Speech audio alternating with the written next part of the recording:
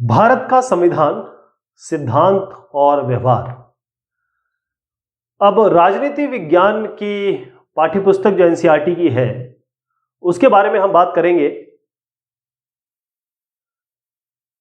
इससे पहले कि हम एक्चुअल चीज पे जाएं, पहले भारत का संविधान, इसमें भाग 4 के 4 क, इसमें नागरिकों के मूल कर्तव्य हैं, यानी हमारे आपके जो हिंदुस्तान के नागरिक हैं, सिटीजन हैं, हमारे कुछ मूल कर्तव्य हैं, हमारे कुछ काम हैं जो हम पे जिसे कहते हैं फर्ज है, फाजिल है।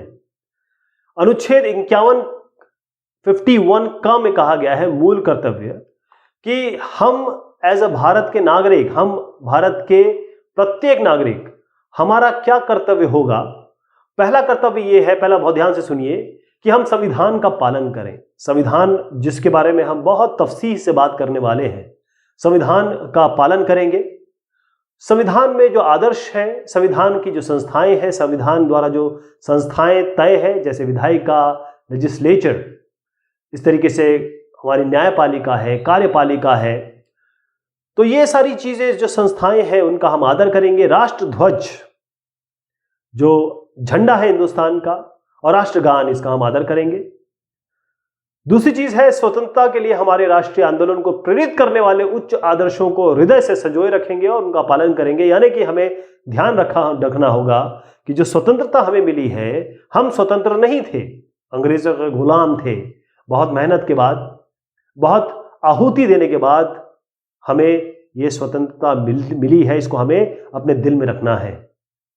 भारत की संप्रभुता, एकता और अखंडता की रक्षा करें और उसे अक्षुण्ण बनाए रखें। इसका मतलब है कि भारत में बहुत सारे लोग रहते हैं, अलग अलग तरीके के धर्म है, जाति है, इन सबको एकता के रूप में देखना, सब एक है और इसको अक्षुण्ण बनाए रखना, इनकी रक्षा करना, यह आपका काम होगा।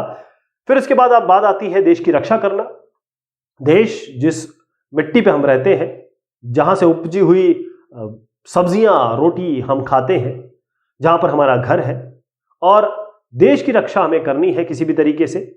और अगर हमें बुलाया जाए, हमारी मांग हो, तो इस देश की सेवा करने के लिए हमें तत्पर होना चाहिए।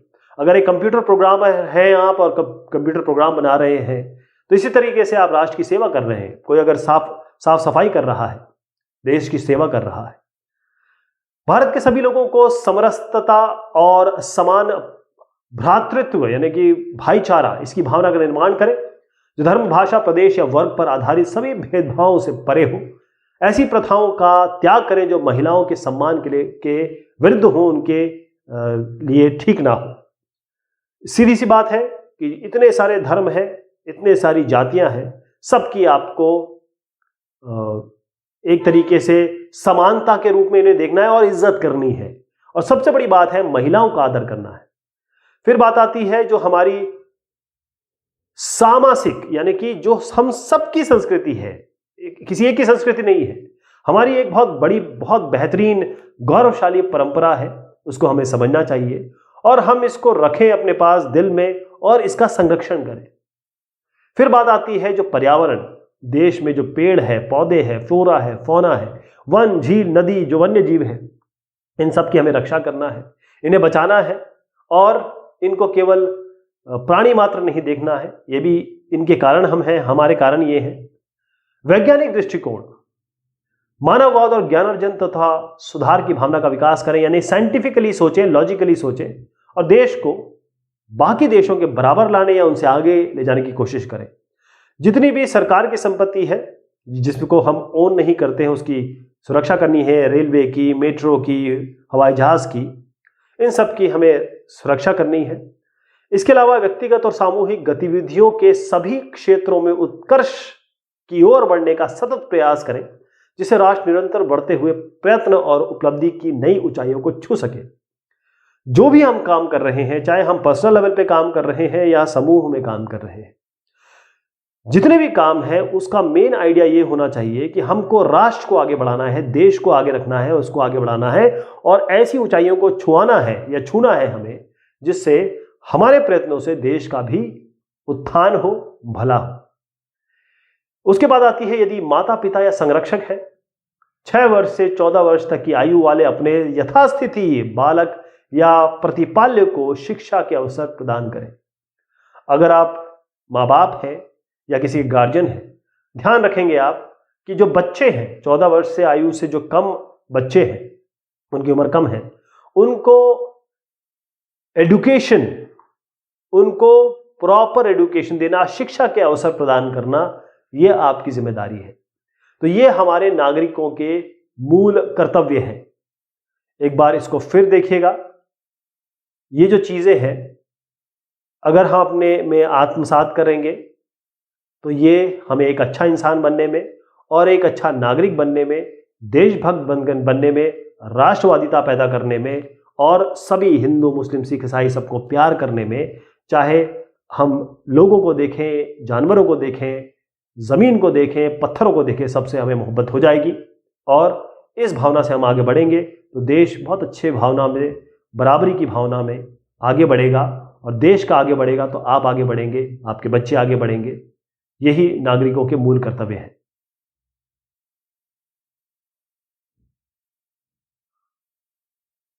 अध्याय 1 जो हम शुरुआत कर रहे हैं वो है संविधान क्यों और कैसे, कॉन्स्टिट्यूशन व्हाई एंड हाउ। संविधान क्या है? क्या यह कोई किताब है, कोई ग्रंथ है? इसके मायने क्या है? ये क्यों आया, कैसे आया? संविधान ये एक पुस्तक है, हमारे लिए पुस्तक है क्योंकि हमारे देश में ये पुस्तक के रूप में उपलब्ध है।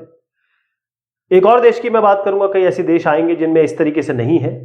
तो ये संविधान, कॉन्स्टिट्यूशन जिसे हम कहते हैं, ये पुस्तक संविधान की कार्यप्रणाली पर लिखी गई है। यानी कि हम इस पूरे डिस्कशन में संविधान के बारे में जानने की कोशिश करेंगे।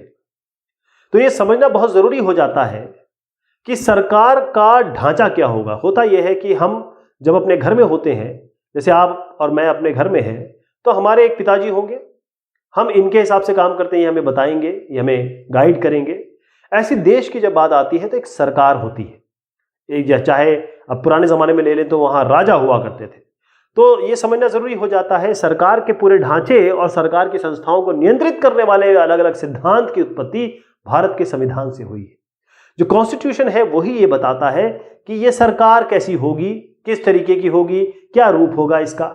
और जितनी भी संस्थाएं हम आज देखते हैं, आज हम जो भी संस्थाएं देख रहे हैं, चाहे हम कोर्ट देखते हैं, चाहे हम पुलिस देखते हैं, चाहे हम इलेक्शन कमीशन ऑफ इंडिया देखते हैं, ये जितनी भी संस्थाएं हैं, सरकार की संस्थाएं, ये कहां से आई हैं? ये सब संविधान से आई हैं। तो संविधान की अलग अलग चीजों से, संविधान के अलग अलग प्रावधानों से हमें सरकार कैसी हो और उसकी संस्थाएं कैसी होंगी, इसके बारे में जानकारी मिलती है।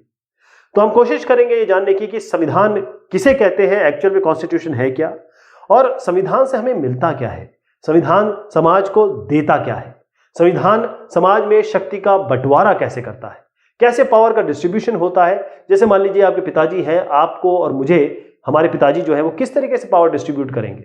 मान लीजिए इनके पास एक रोटी है, ये अगर पूरी रोटी इनको दे देते हैं, मान लीजिए आपको, तो मेरा क्या होगा? कैसे संविधान शक्ति या कहें पावर को डिस्ट्रीब्यूट करने में मदद करता है, और भारत का संविधान बनाया कैसे गया है। जो कॉन्स्टिट्यूशन बना उसकी बहुत लंबी प्रक्रिया थी। जो किताब एक कॉन्स्टिट्यूशन के रूप में हमारे पास अवेलेबल है, जिसको हम देश का बाइबल मानते हैं, जैसे अगर आप एक क्रिश्चियन है तो आपके लिए बाइबल सबसे इंपॉर्टेंट धार्मिक किताब होगी, कोई मुस्लिम है तो कुरान पाक उनके लिए बहुत महत्वपूर्ण होगा, कोई हिंदू है तो गीता उनके लिए बड़ी महत्वपूर्ण हो जाती है। लेकिन जहां तक हम बात करते हैं एक देश की, क्योंकि हम एक हिंदू मुस्लिम बाद में होते हैं, पहले देश के नागरिक होते हैं, यहां पर हम जानने की कोशिश करेंगे कि संविधान कैसे बनाया गया है। पहला सवाल उठता है कि संविधान की आवश्यकता क्यों है? क्या बगैर संविधान के काम नहीं चल रहा था? क्या आप, अगर हमारे घर में पिताजी ना हो तो क्या हमारा घर नहीं चलेगा? चलेगा, बिल्कुल चलेगा। लेकिन एक बात सोचिए, मानिए कि आप एक बहुत बड़े समूह के सदस्य हैं, एक बहुत बड़ा समूह है, अब आप इसमें आते हैं और आप जैसे कई लोग हैं यहां पे, एक समूह के सदस्य हैं आप। अब ये समूह में अलग अलग तरीके के लोग होंगे, जैसे मैं और आप, अगर हम इस समूह में आते हैं, मैं अलग इंसान हूं, आप अलग आदमी हैं, हमारी धार्मिक निष्ठाएं अलग हैं, आप हो सकते हैं हिंदू, मैं हो सकता हूं मुसलमान, ये हमारा जो तीसरा दोस्त है ये हो सकता है ईसाई, यानी कि हमारी मान्यताएं अलग हो सकती है। हो सकता है आप इंजीनियर हो, मैं डॉक्टर हूं, ये साहब जो है सीए हो, यानी कि चार्टर्ड अकाउंटेंट हो, हमारे व्यवसाय अलग हैं, हमारी योग्यताएं, शैक्षिक योग्यताएं अलग हैं, हमारे अलग अलग स्किल्स हैं, शौक अलग हैं। हो सकता है कि आप बहुत धनी हो, मेरे पास पैसे ही ना हो, मैं गरीब हूं।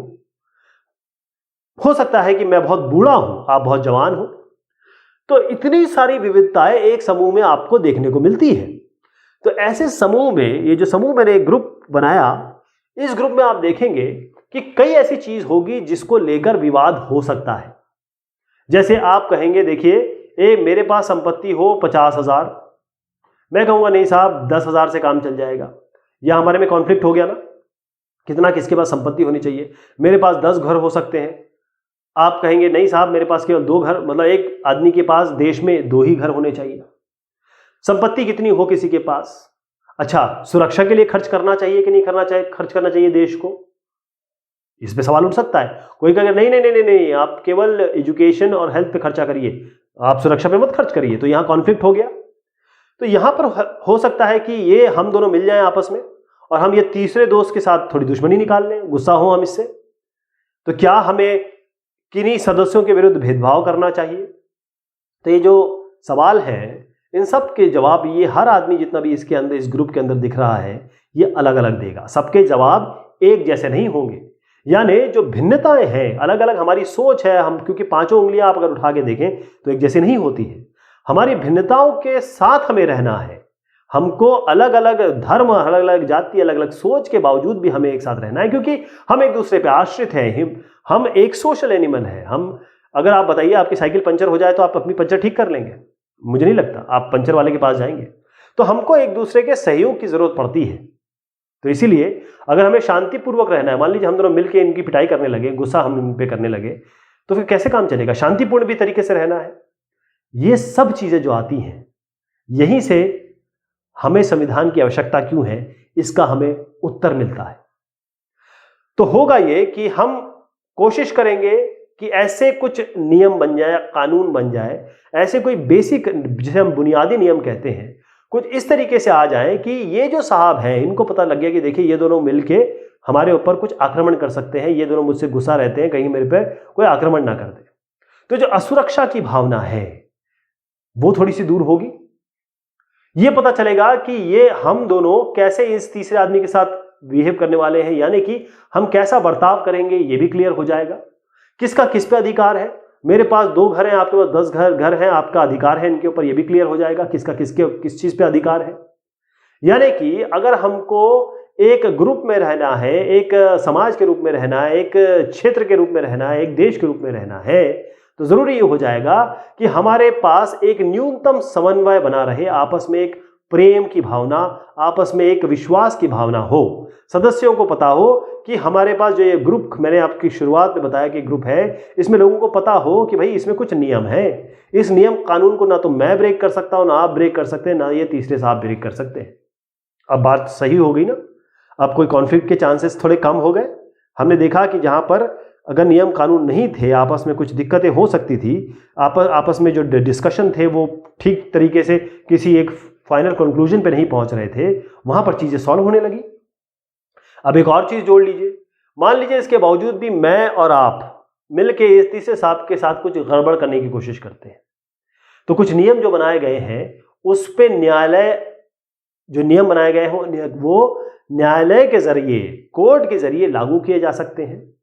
और ये भी बिल्कुल क्लियर हो गया इस ग्रुप के मेंबर को कि अगर हम दोनों मिलके कुछ गड़बड़ करते हैं इनके साथ, कुछ सोचते हैं इनके बारे में, तो हम दोनों को कानून के तौर पे न्यायालय के अधीन होकर हमको दंडित किया जा सकेगा। तो अब ये साहब जो यहां रह रहे हैं ये तो बहुत आराम से रह सकेंगे, क्योंकि उन्हें पता है कि अगर हम दोनों ने कुछ किया इन तीसरे साहब के साथ तो हम दोनों तो जेल जाएंगे।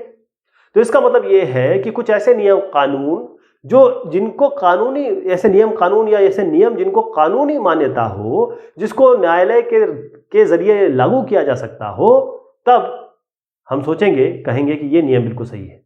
तो पहली चीज है, सबसे पहली चीज ये आती है कि जब हम संविधान की बात करते हैं और हम ये कहते हैं कि हम संविधान क्यों चाहते हैं, तो पहली चीज ये है कि संविधान का पहला काम ये है, पहला कर्तव्य ये है कि वो ऐसी बुनियादी नियमों का एक ऐसा समूह उपलब्ध कराए, ऐसे बुनियादी नियम, ऐसे कानून, ऐसे लिखित रेगुलेशन, रूल्स हमारे सामने रखे जिससे समाज के सदस्यों में एक न्यूनतम समन्वय और विश्वास बना रहे।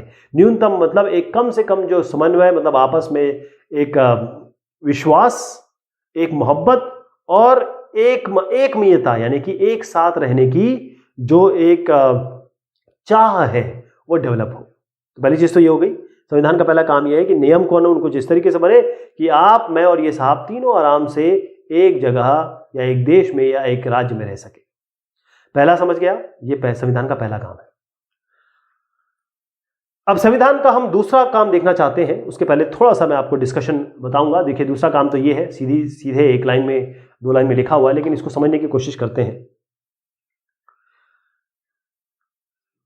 संविधान से हमें यह पता चलेगा, या ऐसे बुनियादी सिद्धांत हैं, ऐसी चीजें उसमें लिखी हैं जिसके आधार पर राज्य का निर्माण कैसे होगा और शासन कैसे होगा, यानी सरकार कैसे बनेगी और वो शासन कैसे करेगी। हो सकता है कि अब आप कहते हैं आप क ग्रुप के हैं, हम ख ग्रुप के हैं, आप जो सोचते हैं वो सही हो तो ख ग्रुप कहेगा हम जो सोचते हैं वो भी तो सही है।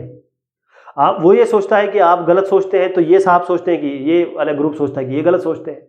अब इसमें बहुत सारा कॉन्फ्लिक्ट बनने के चांसेस हो जाते हैं, कौन सा सही है कौन सा नहीं कहेगा है, तो ये क ग्रुप डिसाइड करेगा, ख ग्रुप डिसाइड करेगा, ये तो हम नहीं बता सकते, है ना। तो हमको सबसे पहले तय करना पड़ेगा कि निर्णय निर्माण शक्ति की विशेषताएं क्या है, यानी कि नियमों को बनाएगा कौन। क वाले ग्रुप, जैसे आपका एक ग्रुप हो गया, आपके साथ 1000 लोग हैं, मेरे साथ भी 1000 लोग हो गए, हम कहते हैं हम नियम बनाएंगे, ये कहते हैं ये नियम बनाएंगे, है ना, दोनों ही कहते हैं हम सही नियम बनाएंगे। तो पहले ये तय करना पड़ेगा कि नियम को बनाएगा कौन। संविधान इस प्रश्न का उत्तर देता है। संविधान बताता है कि देखिए साहब, ये क वाले ग्रुप वाले बनाएंगे या ख वाले ग्रुप वाले बनाएंगे। कानून कौन बनाएगा, कानून कौन बनाएगा। अब एक एग्जांपल समझिएगा कि एक जो सोवियत संघ था, उसमें क्या किया गया कि एक पार्टी, केवल एक पार्टी ने सारा का सारा, ये कहेंगे उनके पास अधिकार था, तो संविधान को एक पुराने सोवियत संघ में, जिसको हम यूएसएसआर कहते थे, उसके संविधान को एक ही पार्टी ने बना दिया, उन्हीं को अधिकार दिया गया, उन्हीं ने बना दिया। लेकिन अगर हम लोकतांत्रिक संविधानों की बात करें, यानी कि हमारे देश की बात करें, जहां पर लोकतंत्र है, जहां पर हम एक यह रिपब्लिक है, हम एक लोकतांत्रिक, जनता के द्वारा चुना गया, जनता के द्वारा चलाया गया, जनता के द्वारा सब कुछ किया गया, ऐसा देश है।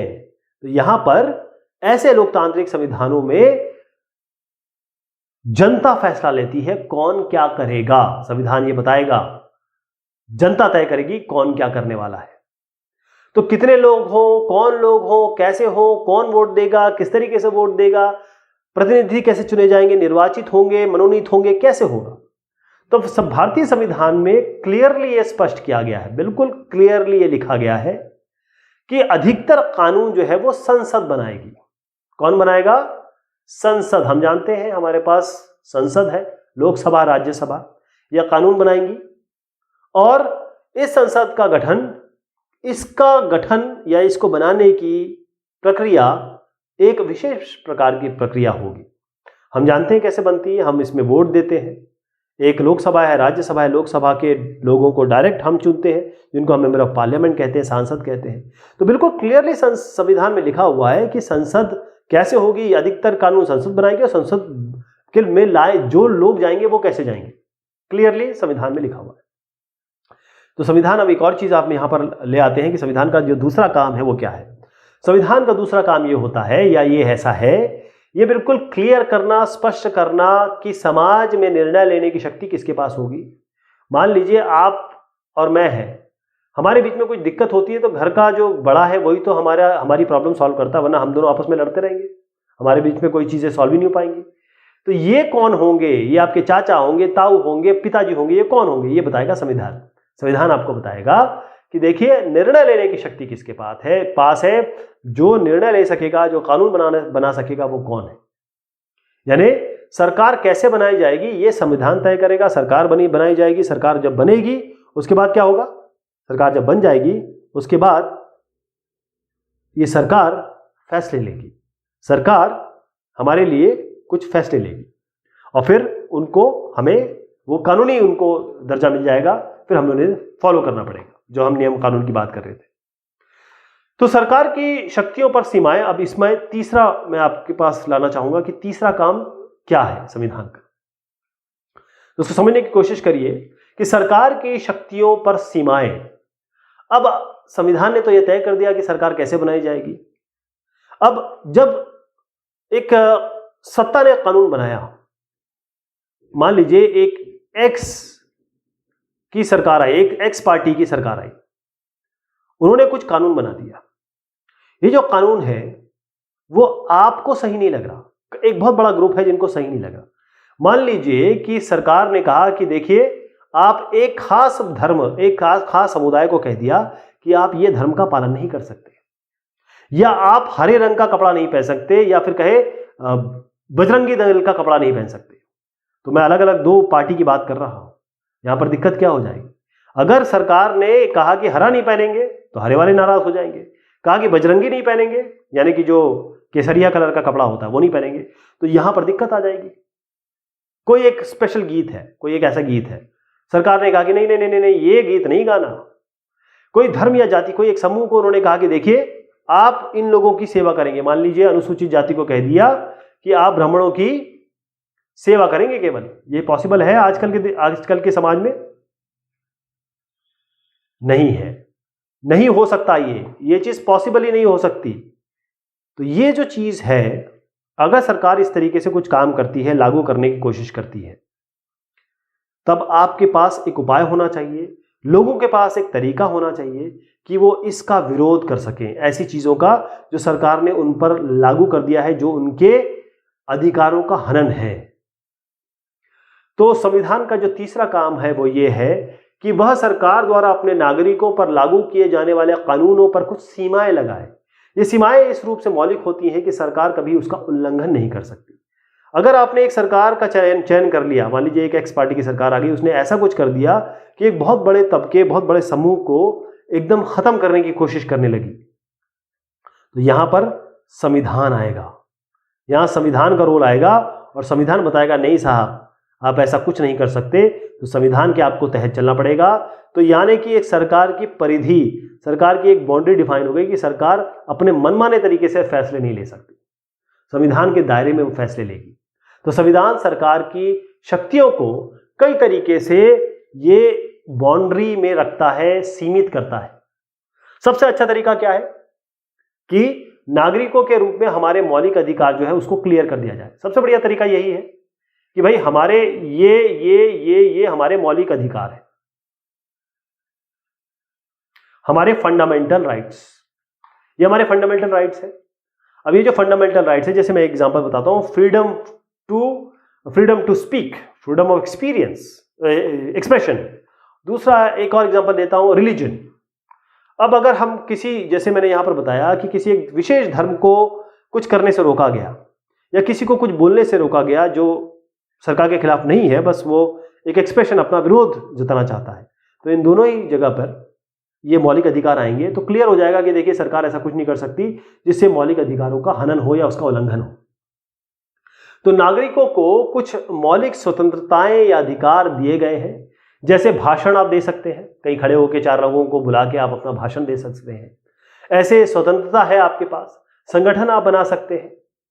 इसी तरीके से कई ऐसी चीजें हमें मौलिक अधिकारों में मिली है। लेकिन इसमें एक चीज और है संविधान में कि अगर आपातकालीन स्थिति आ गई, कोई ऐसी चीज आ गई, वहां पर आपके मौलिक अधिकारों को वापस लिया जा सकता है, मौलिक अधिकारों को वापस लिया जा सकता है और कई चीजें आपसे छीनी जा सकती हैं। ये लेकिन आपातकाल की स्थिति है, जो कि बहुत ही ऐसी सिचुएशन है जो कभी आएगी, इसकी भी शंका है। अब समाज की क्या आकांक्षाएं हैं और क्या लक्ष्य है?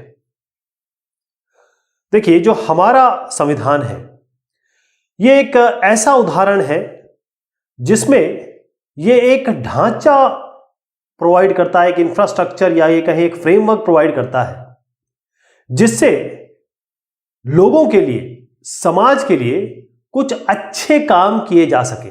कहने का मतलब कि आप और मेरी जो इच्छाएं हैं, आकांक्षाएं हैं, वो पूरी की जा सके, उनके ऊपर काम किया जा सके। जिन समाजों में असमानताएं हैं, या ये कहें कि असमानता की गहरी खाइयां हैं, अलग अलग तरीके के लोग रहते हैं, अगर हम वहां क्या करें कि सरकार पे या सरकार की शक्तियों को हम रोकें, खत्म करें, या ये कहें प्रतिबंध लगा दें, तो ये पूरा काम नहीं हो पाएगा। वहां हमको सरकार को इतना समर्थ बनाना पड़ेगा, सरकार को इतनी पावर देनी पड़ेगी, उसको इतनी शक्ति देनी पड़ेगी जिससे वो आपकी और हमारी, यानी जो असमानताएं हैं, मान लीजिए आप गरीब हैं, मैं अमीर हूं, हमारी जो असमानता है, कोई गरीब है कोई अमीर है, हमारे बीच में हो सकता है जातिगत भेद हो, इनको निपटने के लिए सरकार को पावर देना या सरकार में पे प्रतिबंध कम लगाना यह जरूरी हो जाता है, ताकि मेरी और आपकी आकांक्षाएं और हमारे जो लक्ष्य है, हमारा लक्ष्य क्या होता है, हम अच्छी जिंदगी व्यतीत करें, हमें ज्यादा परेशानी ना हो। दक्षिण अफ्रीका की हम बात करें तो वहां पर अपार्थेड यानी कि नस्लीय भेदभाव, गोरों और कालों, इनके बीच में जो भेदभाव है, इसका बहुत पुराना इतिहास है, बहुत सालों तक चला है। तो फिर उसके बाद जो संविधान दक्षिण अफ्रीका में बनाया गया, उस पे बेस ये था कि इस सरकार या ये संविधान या सरकार इस तरीके से बनाई जाए कि जो नस्ली भेदभाव सालों से चला आ रहा है, इसको कम ना किया जाए, इसको मिटाया जा सके, इनको खत्म किया जा सके। तो संविधान समाज की जो इच्छाएं हैं, मेरी आपकी जो आकांक्षाएं हैं, उसी का एक आप कह सकते हैं प्रतिबिंब है। जैसे अगर मैं भारत के संविधान के बारे में बात करूं तो हमारे संविधान के जो निर्माता हैं, उनका एक ही ध्येय था, एक ही एम था कि जो आपकी और हमारी जो बुनियादी समस्याएं हैं, बुनियादी जरूरतें हैं, जिसे हम बुनियादी भौतिक जरूरतें यानी कि हम फिजिकल रिक्वायरमेंट्स कहते हैं, जिसमें रोटी कपड़ा मकान तो आता है, साथ में शिक्षा आती है, स्वास्थ्य आता है। एक तो ये चीज हो गई, ये हमें मिलना चाहिए। दूसरी चीज कि हम खुशी से, गरिमा से, इज्जत से और आत्मसम्मान से रह सके।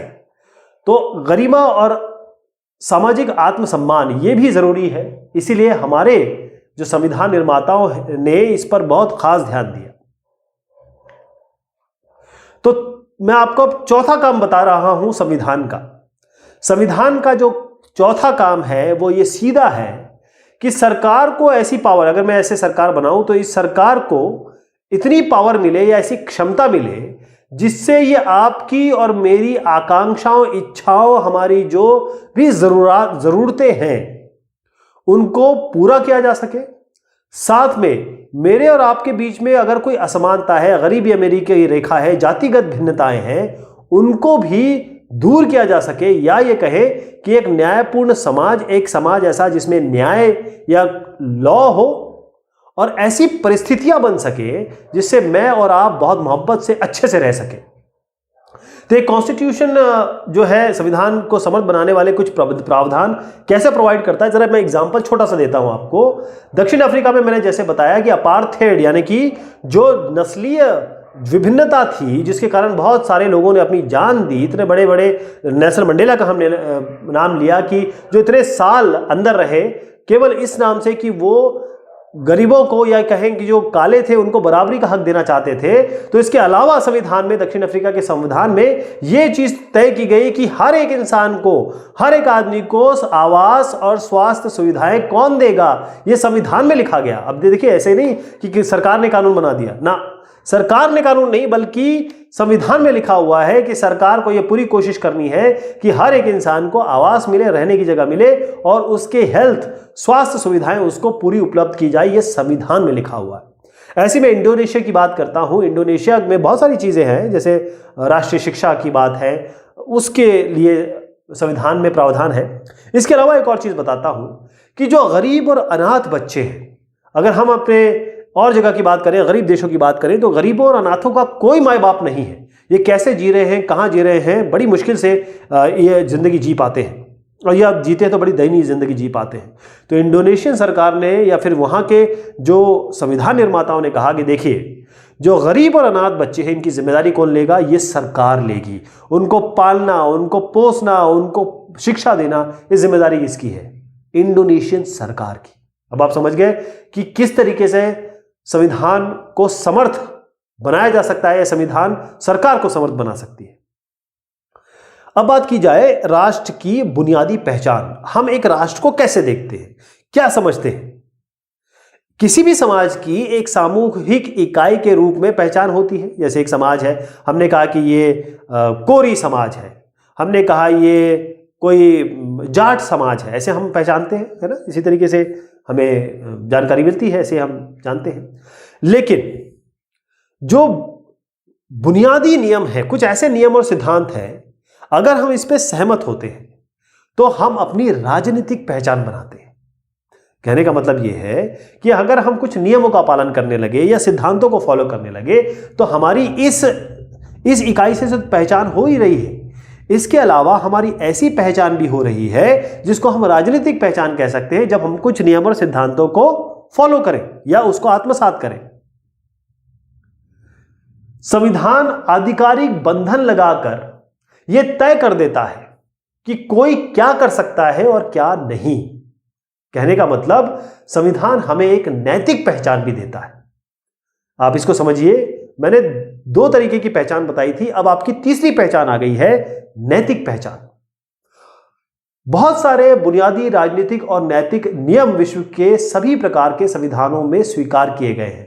कहने का मतलब यह है कि एक छोटा सा एग्जांपल देता हूं। बच्चों की शिक्षा, एक छोटा बच्चा है, उसकी शिक्षा। अब ये आप कोई बड़ी चीज तो नहीं मांग रहे, आप कोई हवाई जहाज, कार या कोई 5 स्टार होटल में एक नाइट का डिनर तो मांग नहीं रहे। आप केवल कह रहे हैं कि एक बच्चे को शिक्षा दी जाए। तो ये जो बुनियादी है, ये बुनियादी चीज है। रोटी, कपड़ा, मकान, स्वास्थ्य, शिक्षा, ये सब बुनियादी चीजें हैं। तो फिर से बताता हूं कि होता यह है कि राष्ट्र की बुनियादी पहचान कैसे होती है। सबसे पहले हम एक समाज में रहते हैं, वहां हमारी सामाजिक पहचान है।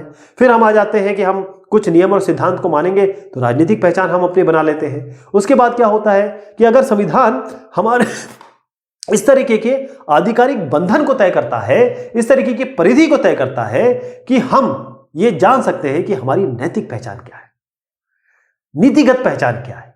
और उसके बाद ये जो हमने जितनी भी बात की, राजनीतिक पहचान और नैतिक पहचान, जो भी नियम अगर इस तरीके के हैं, ये सारे जो संविधान में, कई संविधान में ये चीज दी गई है। जैसे मैंने एक एग्जांपल लिया, बच्चे की शिक्षा। इंडोनेशिया और हमने दक्षिण अफ्रीका की बात की, वहां पर जो बुनियादी चीजें हैं वो रखी गई हैं। ऐसी हमारे देश के संविधान में या हिंदुस्तान के संविधान में भी बहुत सारी जो बुनियादी चीजें हैं वो हमें पहचान दिलाती हैं। जितने भी संविधान हैं वो हमारी जो मूलभूत अधिकार है, जैसे मैं फिर से बताऊं, रोटी, कपड़ा, मकान, शिक्षा, स्वास्थ्य, ये हमारे मूलभूत अधिकार हैं। जितने भी संविधान हैं उनमें हमने किसी भी संविधान को देख लीजिए आप, वहां पर बिल्कुल क्लियर है कि जो एक नागरिक की जरूरत है, जो उसकी मूलभूत अधिकार हैं, आवश्यकताएं हैं, उनकी रक्षा संविधान करता है। यानी कि हम ऐसी सरकार बनाते हैं जो कहीं ना कहीं लोकतांत्रिक होती है, जनता के लिए होती है, जनता द्वारा बनाई जाती है और जनता के हित में काम करती है। क्योंकि होता यह है, देखिए, एक संविधान हो गया, क्या यह इटली में चल सकता है, क्या यह म्यांमार में चल सकता है, क्या यह थाईलैंड में चल सकता है, क्या इंडिया में चल सकता है? नहीं, एक संविधान हर जगह नहीं चल सकता। क्योंकि जितने भी राष्ट्र हैं वो उनका बहुत बड़ा इतिहास है। हमारे यहां अंग्रेजों ने 200 साल राज किया। कई ऐसी जगह है जहां पर ऐसा नहीं था। तो हमारी जो परंपराएं हैं या फिर इतिहास जो हमारा है वो अलग है। तो हर एक राष्ट्र के लिए एक जैसा संविधान नहीं हो सकता। एक एग्जांपल देता हूं, तो जर्मनी का जो निर्माण हुआ है, जर्मन जो देश है, उसका निर्माण जर्मन नस्ल यानी जो जर्मन ओरिजिन के लोग हैं, जर्मनी के जो निवासी, जो जिसे कहते हैं हम नेटिव्स, उनके आधार पे हुआ जर्मनी का निर्माण। संविधान ने भी कहा हाँ ठीक है, संविधान ने बाकायदा इसकी मान्यता दी, पहचान, इसकी अभिव्यक्ति दी। अब आइए भारत पे। भारत में जो संविधान है वो जातीय या नस्ल के आधार पे नहीं बना। यानी हमारा संविधान किसी जाति को या किसी नस्ल को, किसी ओरिजिन को, इसके आधार पे नागरिकता को मान्यता देता ही नहीं है। यह अंतर है हर एक देश के संविधान में। हर एक देश में जो पिछले जमाने में हुआ उसके हिसाब से संविधान बना है। बात की जाए अब संविधान की सत्ता की, मतलब संविधान की सत्ता यानी संविधान की पावर। अब कुछ ऐसी चीजें हम डिस्कस करना चाहेंगे कि ये यहां पर भारतीय और अन्य संविधानों के कुछ प्रावधान दिए गए हैं। अब इसमें आपको बताना है कि ये प्रावधान का क्या कार्य है। जैसे सरकार किसी भी नागरिक को किसी धर्म का पालन करने या ना करने की आज्ञा नहीं दे सकती। तो ये सरकार की शक्ति या सीमा है, मतलब सरकार की शक्ति या सीमा को सीमित किया गया है। किसके द्वारा? संविधान द्वारा। सरकार को आय और संपत्ति की असमानता को कम करने का प्रयास अवश्य करना चाहिए। इसका मतलब ये सरकार के लिए कुछ नियम कानून है, परिधि है, या ये कहें कि सरकार के लिए निर्देश है कि उसे क्या करना चाहिए। राष्ट्रपति के पास प्रधानमंत्री को नियुक्त करने की शक्ति है। इसका मतलब यह है कि राष्ट्रपति को अधिकार दिया गया है, संविधान ने अधिकार दिया है। यहां पर बकायदा जो पावर डिस्ट्रीब्यूशन है या कहें सत्ता की बंटवारा है कि राष्ट्रपति क्या कर सकता है, क्या नहीं कर सकता, प्रधानमंत्री क्या कर सकता है, क्या नहीं कर सकता है। फिर संविधान वह सर्वोच्च कानून है जिसका सभी को पालन करना पड़ता है। यानी संविधान की ये एक नियम और कानून इस तरीके से बनाए गए हैं जिससे देश का हर नागरिक, चाहे वो प्रधानमंत्री राष्ट्रपति क्यों ना हो, चाहे आम नागरिक क्यों ना हो, उनके लिए संविधान सबसे ऊपर है, बाकी चीजें नहीं है। उनकी जातिगत व्यवस्था, उनकी धार्मिक मान्यताएं, ये सब कोई मैटर नहीं करती है। भारतीय नागरिकता किसी खास नस्ल, जाति या धर्म तक सीमित नहीं है। इसका मतलब यह है कि संविधान ने क्लियर कर रखा है कि नागरिकता किसी भी एक विशेष समुदाय, विशेष वर्ग के हिसाब से नहीं दी जाएगी। तो ये जो हमने देखा, इससे ये बड़ा क्लियर हो जाता है कि अधिकतर समाजों में जो संविधान है वो कुछ इसी तरीके से है कि संविधान के बारे में हम जो प्रश्न करते हैं कि संविधान है क्या, संविधान कितना पावरफुल है, कितना प्रभावी है, क्या संविधान न्याय करता है, क्या संविधान न्यायगत व्यवस्था के हिसाब से बनाया गया है।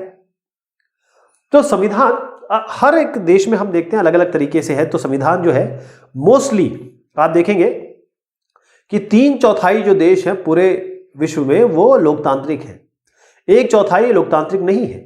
कई जगह जहां लोकतांत्रिक नहीं है वहां भी संविधान है। तो संविधान एक लिखित दस्तावेज के रूप में कई देशों में है, यानी कि बाकायदा ये एक ऐसी बुक है जहां पर चीजें दर्ज है। ये प्रावधान हमें इसमें जो लिखित है वो बताते हैं कि राज्य कैसे बनेगा, देश में सरकार कैसे बनेगी, और कौन कौन से सिद्धांतों का हमें पालन करना है, कौन कौन से सिद्धांतों का जो सरकार है उसको पालन करना है। सरकार की जितनी भी संस्थाएं हैं संविधान के अंतर्गत जो आती हैं उसको क्या क्या चीजें करनी है, क्या नहीं करनी है। लेकिन कई ऐसे देश हैं जैसे इंग्लैंड है, उसके पास कोई दस्तावेज है ही नहीं।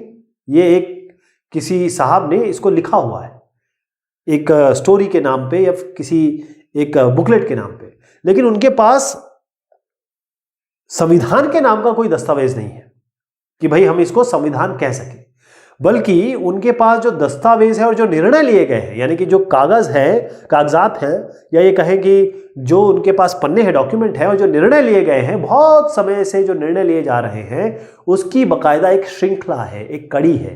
यानी जैसे मान लीजिए एक डेट पे किया गया, फिर दूसरी डेट पे हुआ, तीसरी डेट पे हुआ, इन सबको साथ रख लिया गया इस तरीके से।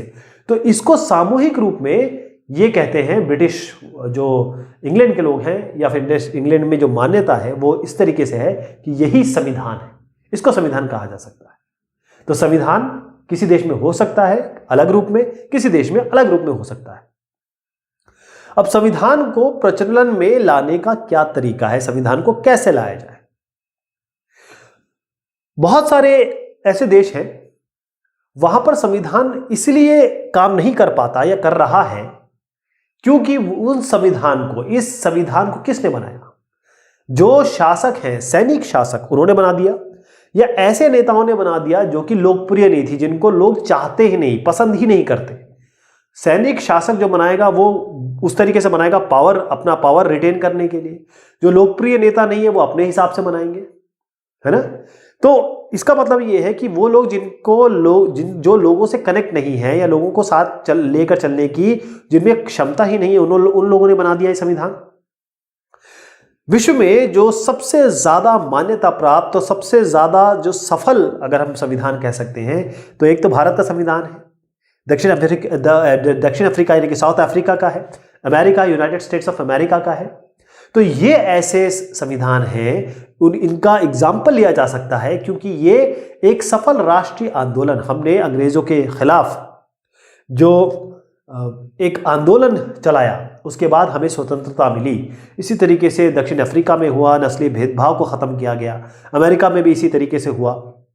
तो राष्ट्रीय आंदोलन हुए, बहुत समय तक चले, सालों तक चले, उसके बाद ये देश बने।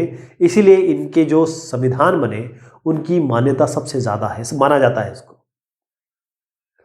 भारत में जो संविधान बना उसके लिए एक बाकायदा संविधान सभा थी।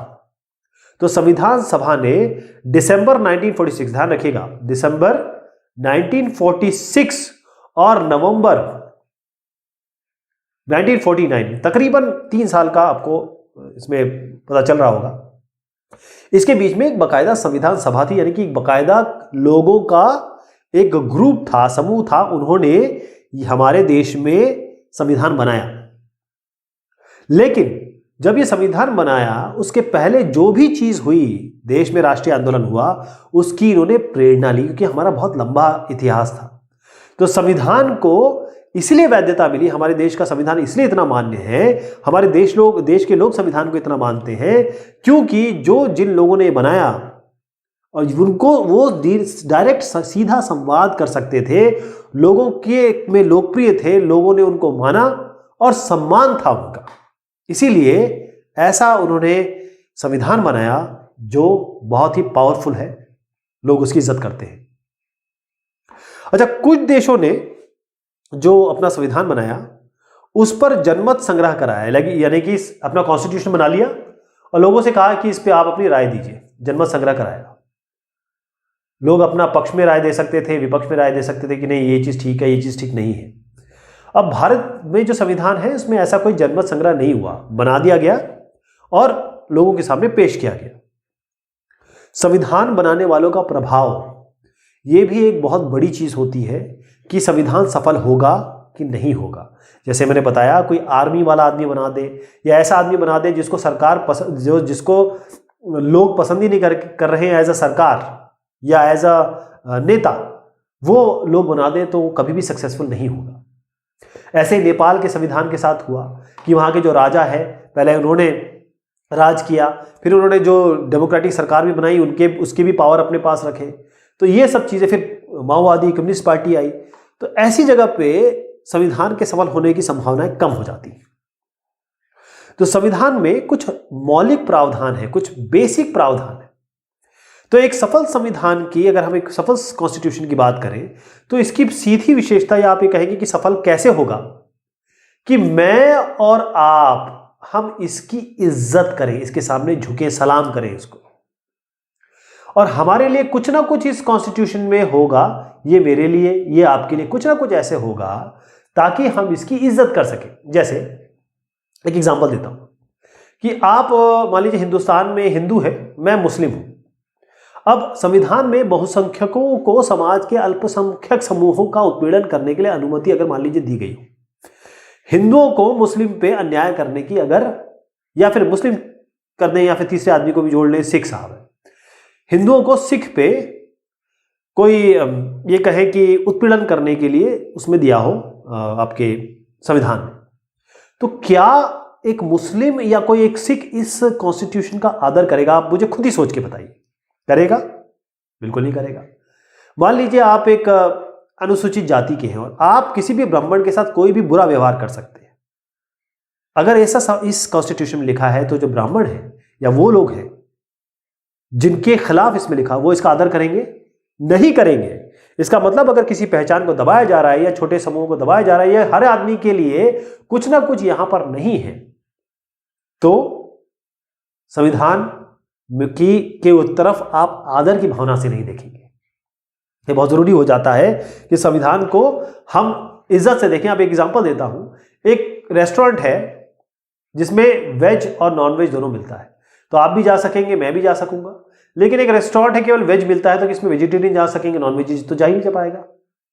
तो आप समझ लीजिए कि कॉन्स्टिट्यूशन इस तरीके का होटल है जिसमें गुजराती थाली भी मिलती है, जिसमें मारवाड़ी थाली भी मिलती है, जिसमें कश्मीरी नान भी मिलती है, सब चीज़ें मिलती है, और हम और आप सब इसको आराम से जाते हैं, चखते हैं और आदर करते हैं, भरपेट करके आते हैं। संस्थाओं की संतुलित रूपरेखा, इसका क्या तात्पर्य है? देखिए, अगर एक अच्छा संविधान बना है या ढंग से अगर एक संविधान बनाया गया है, तो जो पावर है उसको इस तरीके से बांटा जाता है। जैसे हमारे कॉन्स्टिट्यूशन में जो पार्लियामेंट है, जहां विधायिका जिसे हम कहते हैं, जहां पर लेजिस्लेचर, जहां पर कानून बनते हैं, जो इसको एग्जीक्यूट करता है, एग्जीक्यूशनरी होता है, वो एक संस्था है, और जुडिशरी। यानी इस तरीके से पावर को 3 भागों में या अलग अलग भागों में डिवाइड किया गया है, जिससे कोई भी एक समूह, मान लीजिए पार्लियामेंट के लोग इतने ज्यादा आ गए एक पार्टी के, वो पूरे देश को खत्म करने के लिए तैयार है, या वो कहते हैं इलेक्शन कमीशन को हटा दो, न्यायपालिका को हटा दो, क्योंकि वो तो सरकार के अधीन नहीं आती, वो तो इंडिपेंडेंट है। तो ऐसे पार्लियामेंट को तो आप आने नहीं देंगे ना, तो इसीलिए आपको पावर डिस्ट्रीब्यूट करना पड़ेगा। तो एक अच्छा संविधान वही है जिसने पावर डिस्ट्रीब्यूट कर रखा हो, शक्तियों को इस तरीके से बांट रखा हो कि कोई एक ऐसी संस्था ना हो, ऐसी सरकार ना हो जो सब चीजों को खत्म करने पे आमादा हो जाए। यानी किसी एक संस्था में अगर आप सारी शक्तियां दे देंगे या एक अधिकार दे देंगे तो उसका दुरुपयोग हो सकता है। तो भारतीय संविधान शक्ति को एक समान धरातल पर, आपने देखा होगा एक हॉरिजॉन्टल डिस्ट्रीब्यूशन हमने पढ़ा था, वर्टिकल डिस्ट्रीब्यूशन पढ़ा था। तो जो हमने पढ़ा था कि विधायिका, कार्यपालिका और न्यायपालिका को किस तरीके से अधिकार मिले हैं, तो इससे यह है कि हमारे पास एक बाकायदा स्वतंत्र निर्वाचन आयोग भी है। जो न्यायपालिका है वो सरकार के अधीन आती ही नहीं है, तो कोई भी ऐसी चीज नहीं कर सकती, चाहे विधायिका हो या कार्यपालिका हो, जिससे किसी की एक के पास इतनी शक्ति हो जाए कि बाकी संस्थाओं को खत्म करने पर आमादा हो जाए। इसे कहते हैं संस्थानों की संतुलित रूपरेखा। एक और चीज बताऊंगा आपको कि जो सफल संविधान है, एक अच्छा संविधान है, वो क्या करता है? वो एक तो पहले सब मूल्यों की रक्षा, यानी कि जो बेसिक मूल्य हैं, चाहे वो हमारे आपके हो, चाहे वो समाज के हो, चाहे देश के हो, हमारे मूल्यों की रक्षा करता है। और अगर कोई ऐसी परिस्थिति आ रही है उसको उसके हिसाब से अपने आप को चेंज भी करता है। मतलब कोई संविधान अगर कोई पत्थर की लकीर नहीं है कि ये जो लिख दिया गया है वो लिख दिया गया है, इसको चेंज नहीं किया जा सकता, ऐसा नहीं है।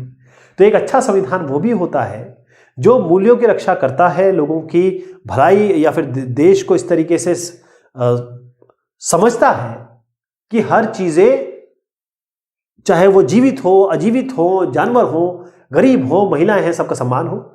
साथ में अगर कोई चेंज करना हो परिस्थितियों के हिसाब से तो उसको हम अमेंड भी कर सकते हैं, चेंज भी कर सकते हैं। तो अपने प्रावधानों में जो भी कॉन्स्टिट्यूशन में प्रावधान है, अगर उसमें हम परिवर्तन कर सकें, अगर इसमें परिवर्तन की संभावना हो, तो एक तरीके से आप ये समझ लीजिए कि एक बहुत संविधान ये सुनिश्चित कर देता है कि ये संतुलन बनेगा, क्योंकि जो पहले शायद 100 साल पहले जो चला आ रहा हो वो तो आज नहीं चलेगा ना, उसको चेंज कर सकेंगे। इसी से हमारा संविधान और दीर्घायु होता है, यानी जनता इस पे और विश्वास करती है कि देखिए अगर अब नई चीज आ गई, ऐसी जो संविधान बनाने वालों ने कभी सोचा नहीं था, वो चीज आ गई, उस हिसाब से संविधान को चेंज किया जा सकेगा।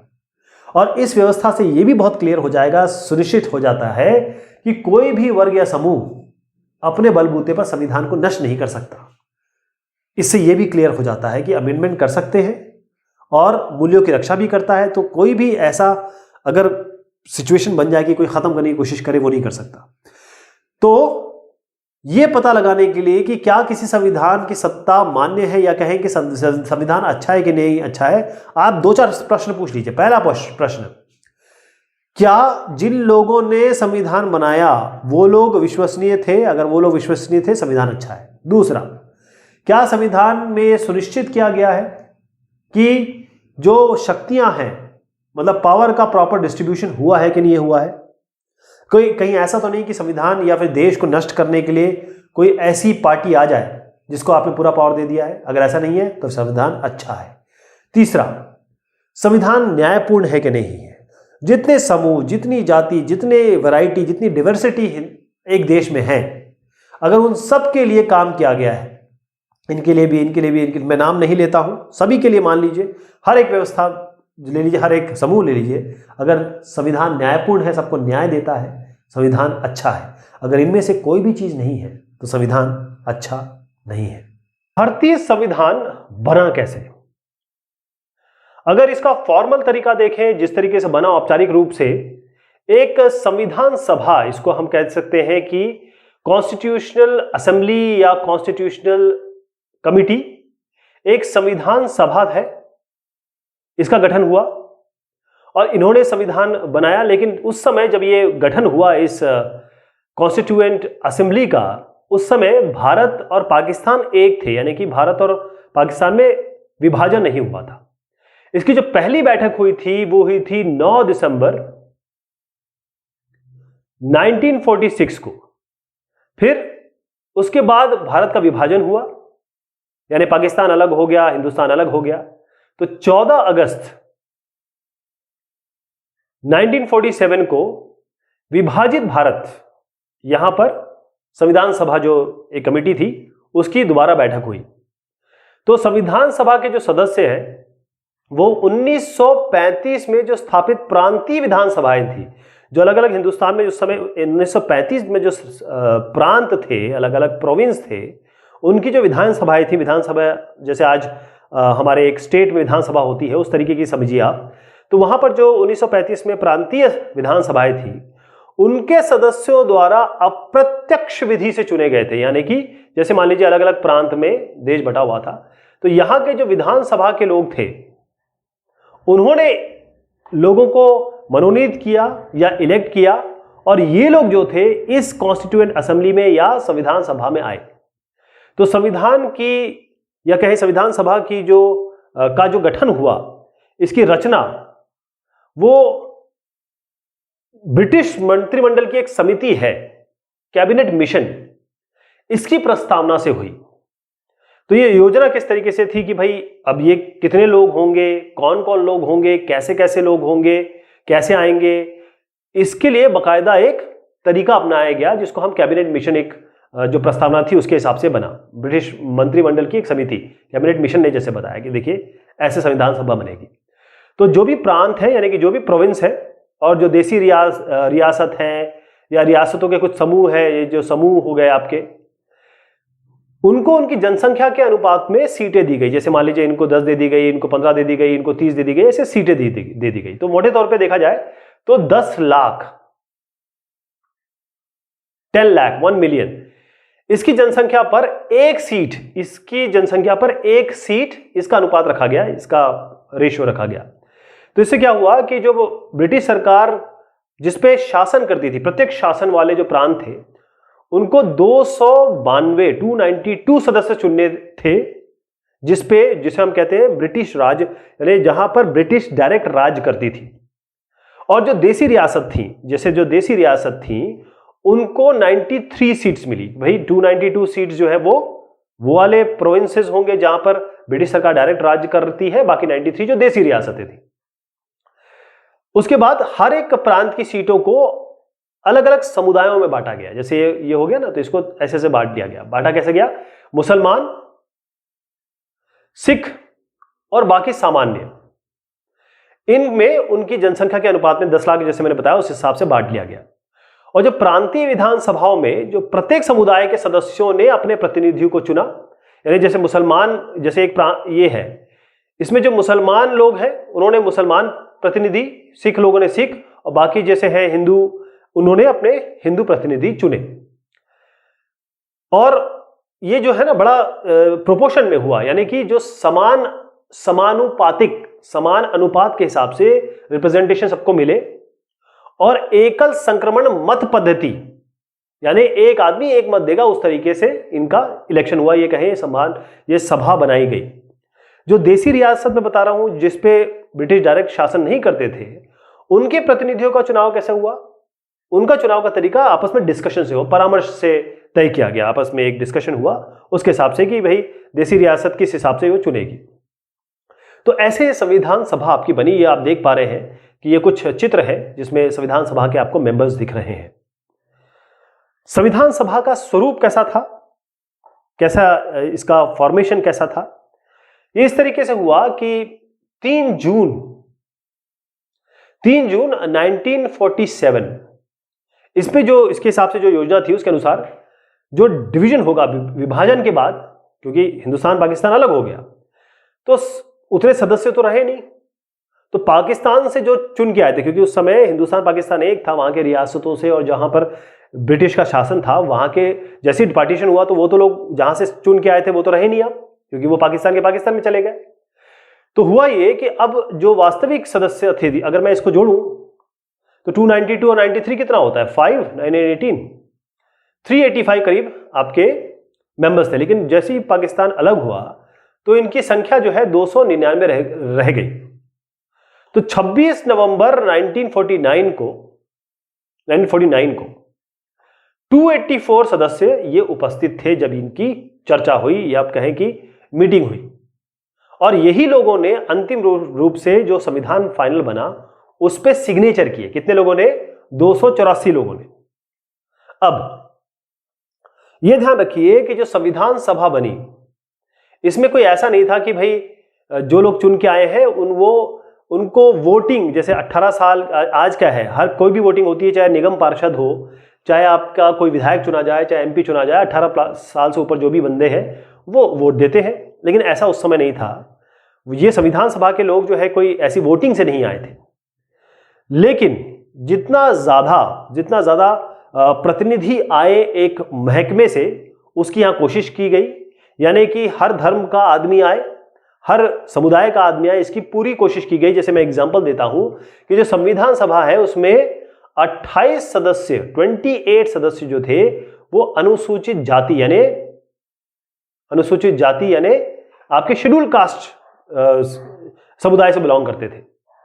लेकिन उस समय यह था कि संविधान सभा में कांग्रेस का बड़ा वर्चस्व था। 82% जो सीटें थी वो कांग्रेस के पास थी, लेकिन कांग्रेस में इतनी विविधताएं थी, इतनी ज्यादा डाइवर्सिटी थी कि हर तरीके की विचारधारा इस संविधान सभा में आई थी।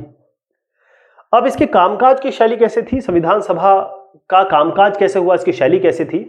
देखिए, संविधान सभा का मेन उद्देश्य, मेन आइडिया यह था कि इनको पूरे देश को देखना है, पूरे देश के हर आदमी, हर इंसान, चाहे गरीब हो, अमीर हो, किसी भी धर्म संप्रदाय को बिलोंग करता हो, उनके हितों का ध्यान रखना ये मेन था।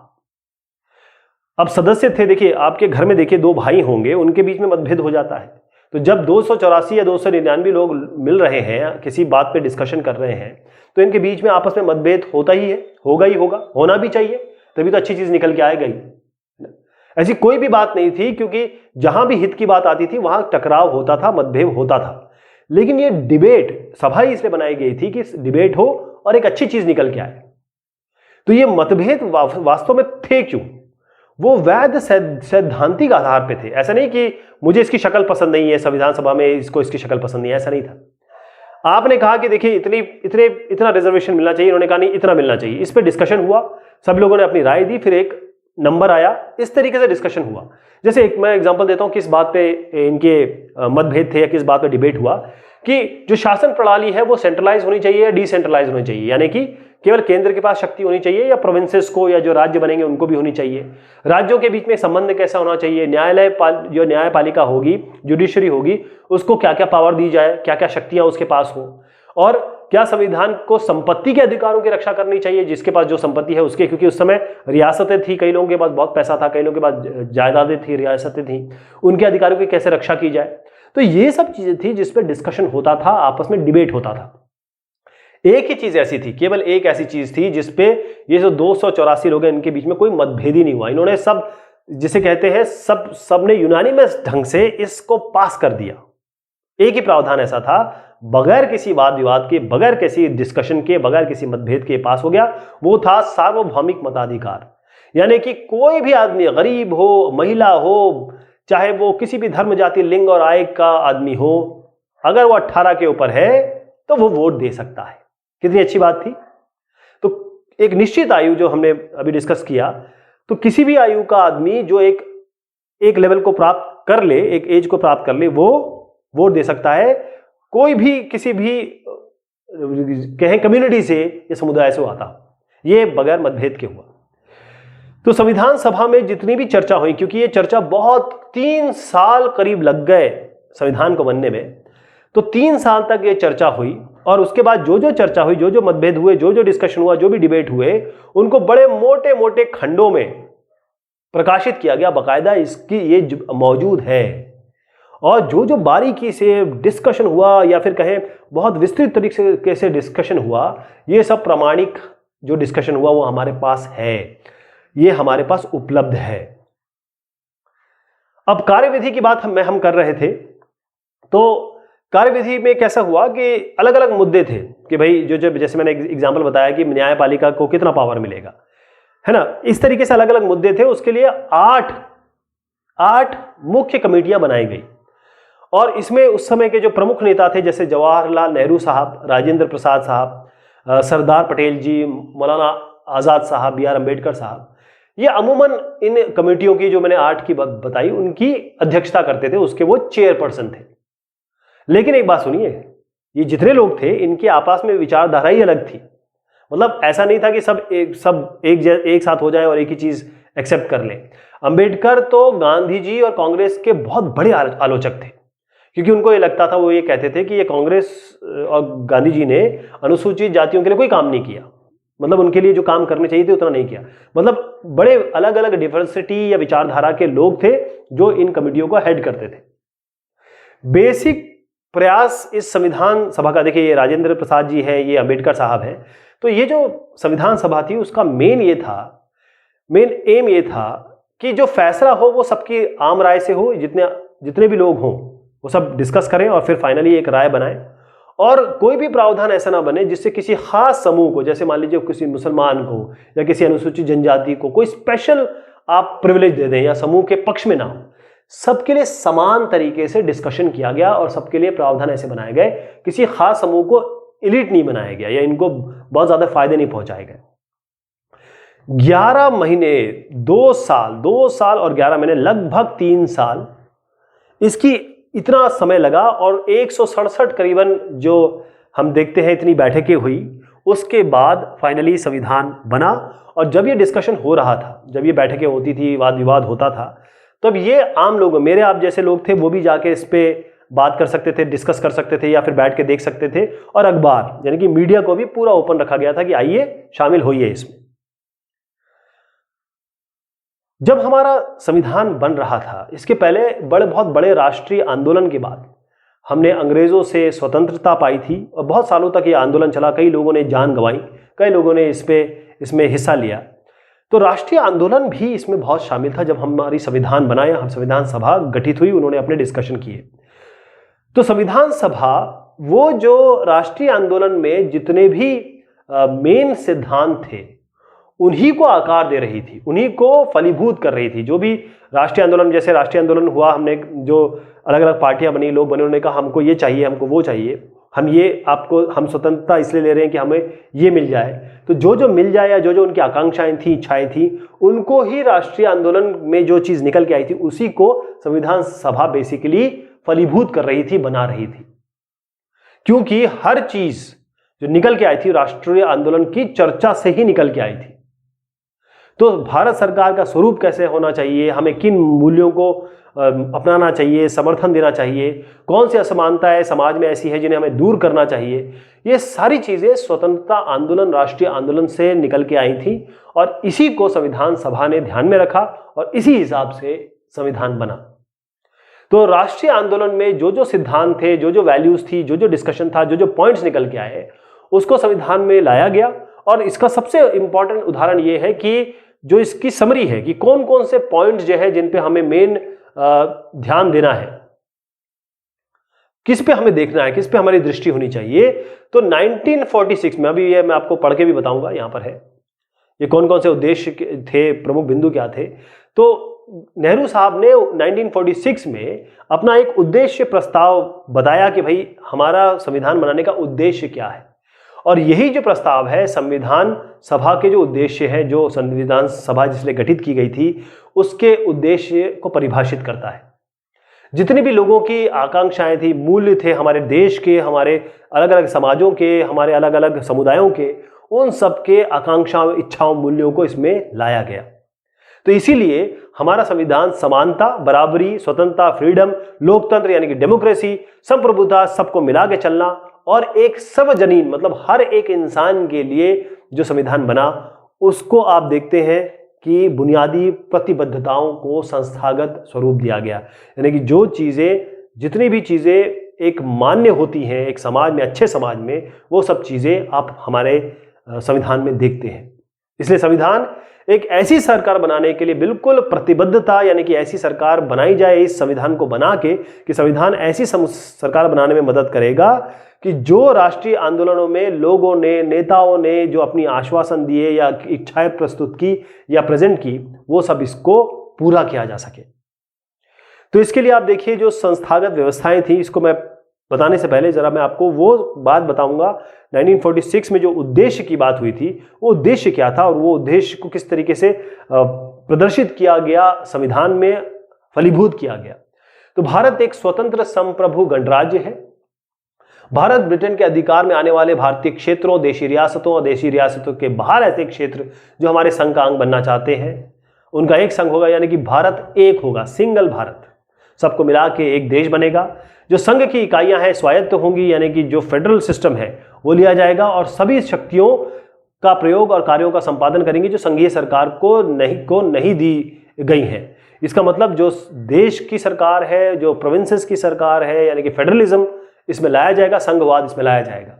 संप्रभु और स्वतंत्र भारत तथा इसके संविधान की समस्त शक्तियों और सत्ता का स्रोत जनता है, यानी कि हर चीज जो आ रही है, चाहे किसी भी तरह की बात हो, आ रही है वो जनता से। हमको जनता की बात सुननी है, जनता के लिए काम करना है।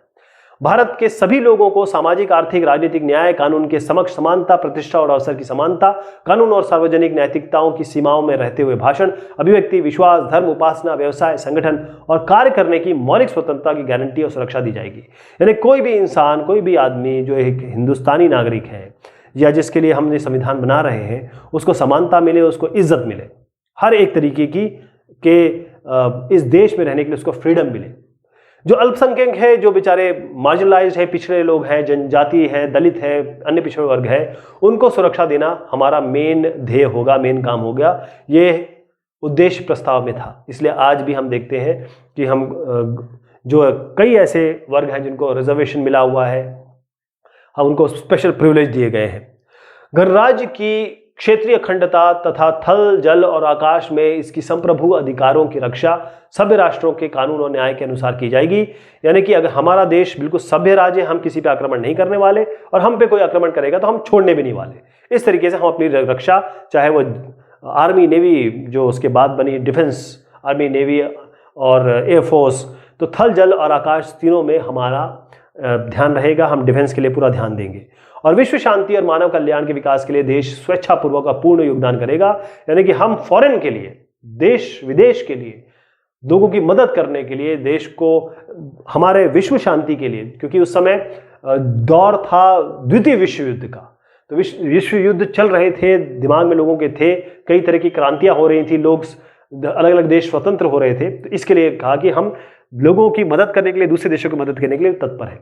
ये उद्देश्य प्रस्ताव थे। अब मैं बात कर रहा था संस्थागत व्यवस्थाएं। अब देखिए, संविधान सभा के शासन में जो अलग अलग अंग है, हमने पहले भी बात की, चाहे विधायिका हो, चाहे कार्यपालिका हो या न्यायपालिका है, उनके बीच में इस तरीके से संतुलन स्थापित किया गया, इस तरीके से पावर डिस्ट्रीब्यूट किया गया और एक संघात्मक शासन बनाया गया। यानी कि हमारा पूरा एक देश, वहां की सरकार, फिर उसके बाद हमारी दूसरी सरकार आई जो कि हमारे हर स्टेट की होगी, फिर पंचायती राज आया। तो इसको स्वीकार किया गया और विधायिका और कार्यपालिका के बीच और दूसरी और केंद्रीय सरकारों और राज्यों के बीच शक्तियों का वितरण किया गया। मतलब बाकायदा पावर डिस्ट्रीब्यूशन किया गया कि सबको बराबरी का अधिकार मिले, सब सारे सरकार जो है वो प्रॉपर तरीके से उनमें पावर डिस्ट्रीब्यूशन हो। अलग अलग देशों से बहुत सारे हमने प्रावधान लिए। अब ये प्रावधान का मतलब ये नहीं कि हमने बस ऐसे ही उठा लिए, हम ये संविधान सभा को ये प्रूव करना पड़ा कि ये जो हमारी समस्याएं, हमारे देश की आशाएं और समस्याएं, दिक्कतें हमारे यहाँ जो है, लोगों की जो जरूरतें हैं, उसके हिसाब से ये प्रावधान डाले गए। बस ऐसे नहीं कि अच्छा लगा, अरे वहाँ ब्रिटेन में इतना अच्छा प्रावधान है, साउथ अफ्रीका में ऐसा है, उठा के रख लिया गया, ऐसा नहीं किया गया।